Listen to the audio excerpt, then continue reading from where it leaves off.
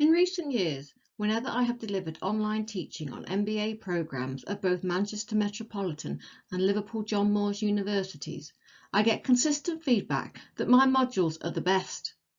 So in this insight video, I'm going to share with you the secrets of my success so that you too can create and deliver outstanding online teaching experiences. To introduce myself, I'm Dr. Janet Curran, a professional instructional designer for almost 30 years, designing both face-to-face and technology-based learning. I created my first online learning program 10 years ago when the team at Huthwaite International initially transformed our 3-day face-to-face spin selling course to a 5-day online experience that the client described as being well ahead of the competition. Since then, I've had my successes and failures, which have both helped me to hone the techniques I will share with you now. For me, any good learning experience starts with good instructional design.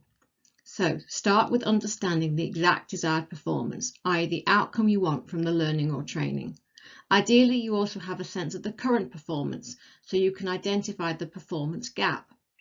From this gap comes a performance-focused learning objective for the program. For example, I might define an overall learning objective as being can deliver online learning programs that are rated as outstanding by students. You then take this overall learning objective and break it down to provide a structure and flow for what we call the learning journey. This requires repeatedly answering the question, what do you need to be able to do in order to achieve the overall learning objective? For example, to deliver an outstanding online program, you need to be able to structure a learning journey, create the content, and facilitate effectively. So now my learning journey consists of a series of mini modules, and for each one I again create a performance-focused learning objective so that I know what I want to teach people. So now some questions for you. In your current online teaching or training program, is there a clear overall performance-based learning objective? And have you split that overall objective down into a set of sub-learning objectives for each part of your program to create a clear learning journey of performance improvement? Now let's consider how to provide content. My biggest failures in online delivery have come when I have presented content through PowerPoint slides in the live online classroom. This is when it is so easy to send your students to sleep. So my number one tip here is deliver the knowledge insight outside of the classroom. Whether it is a talking head video, a more complex animation like this one, a piece of e-learning, or even a book or article to read, give the students the content first. And make it short. TED Talks are never longer than 18 minutes. I try to keep my videos to 15. This is long enough to deliver an insight and short enough to keep people engaged. And try to avoid just straight content delivery. Engage the learner with relevant questions throughout, as I am doing in this video. In e-learning design, we used to reckon on a question or interaction every 3 screens to create the right level of learner engagement. And the questions should link back to the learning objective for the module, as well as provide the basis for the live online classroom discussion. So again, questions for you. How can you deliver the teaching content to your learners so that you don't have to reteach it in the online classroom? And what key concepts do you want to introduce up front that can then form the basis for a classroom discussion? Let's now consider how to run an effective online session, focusing on style, tools, group size and timings. Your live online session ideally is a facilitation, starting with asking the students what they took away from the knowledge piece, then picking up on their answers and exploring them in more depth as appropriate. When it comes to engaging students in discussion, chat is a useful but underutilized tool. When I first ran live online sessions, I always used Adobe Connect without audio or video, so chat was the only way for students to communicate. What I found was that by asking them to use chat, I got more contributions from different students, as everyone can answer at the same time. The challenge then for the facilitator is to keep on top of the chat, read it all, and be able to respond. This does become difficult in Zoom or Teams, where you also have to focus on the video and people are likely to speak as well as use the chat.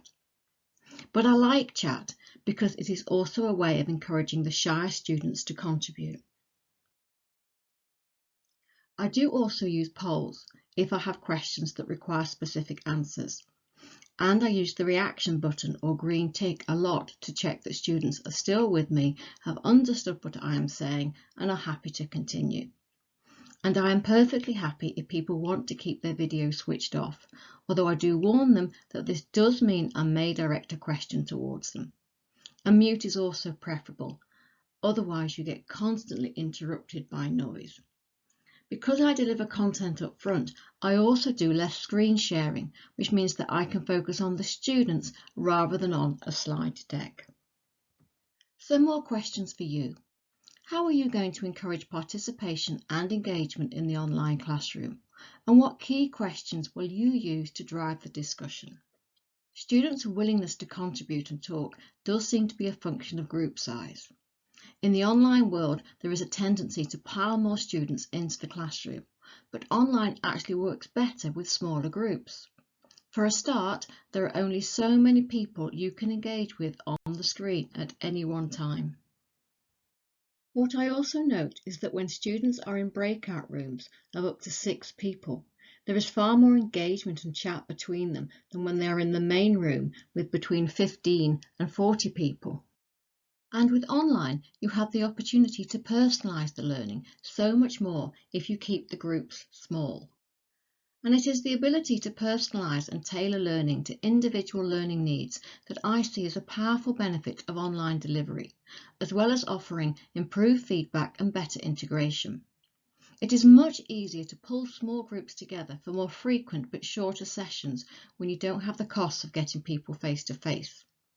You can also observe or record individual role plays and use the time in between sessions to give accurate expert individual feedback, which is not possible in face-to-face, and give people tasks to do in the workplace in between sessions to more fully integrate the learning. When it comes to timings, I tend to keep facilitated online discussions to an hour, although if you are using breakout rooms for small group work, you can go for longer. But don't ask students to spend all day on Zoom. Breaking up the learning through a series of different activities with time in between for students to take a break and reflect on it all is far more effective as a way of helping people to take in and assimilate knowledge. Think about it. In general life, how often do you get real insights when you're in the shower or out for a walk? So build in the breaks. They are essential for effective learning. And consider that online learning is not necessarily shorter overall than face-to-face. You may want to spread it over more days, but with fewer hours per day. So some final questions for you. How many students do you want in your classroom and for how long? And how are you going to organise the timings of the learning? My final point is about post-classroom activity. Again, we go back to the original learning objective. How do you want students to demonstrate what they have learnt and whether or not they have achieved the objective you set out at the start? So make sure that any post-learning activities are as tailored and relevant as the rest of the learning experience. And consider the importance of ongoing coaching and mentoring to support students in their ongoing development. We humans find it difficult to change behaviour or assimilate new skills and knowledge overnight. As Anders Ericsson shows, it takes deliberate practice, preferably under the tutelage of an expert coach, to become proficient at something. So, to summarise my key points. 1. Structure your learning journey around clear performance objectives. 2. Break up your learning content into bite-sized chunks. 3. Deliver knowledge insight up front. 4. Use the classroom for facilitated discussion only. 5. Use appropriate tools such as chat, polls, and the reaction button to maintain engagement. And 6. Keep group sizes small. And if you want any further coaching or support to help you hone your online facilitation skills, then please get in touch with either me or one of my colleagues.